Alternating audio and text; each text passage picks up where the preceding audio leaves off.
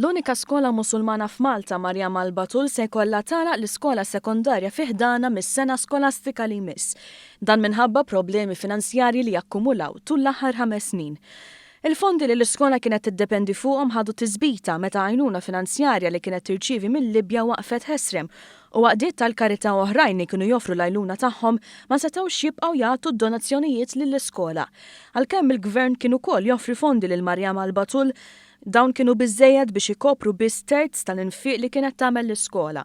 Huwa magħruf li l-iskola ilha dawn l-aħħar snin tipprova ssolvi kwistjonijiet bħal nuqqas ta' faċilitajiet akademiċi u issa l-għalliema tas-sekondarja irċevew ittru uffiċjali li qed tiddikjara tmiem tal-impjieg tagħhom. L-iskola twaqfet fl-1997 mill-Imam Muhammad El-Sadi u għandha fi ħdana kindergarten, skola primarja u sa mill-2007 skola sekondarja li kienet timpjega anki għalliema Maltin. L-Imam El-Sadi qal li wara diskussjonijiet mal-Ministeru għall-Edukazzjoni dwar x'azzjoni tista' tittieħed kien deċiż li l-iskola għandha ttemm l-impjiegi tal-għalliema tas-sekondarja.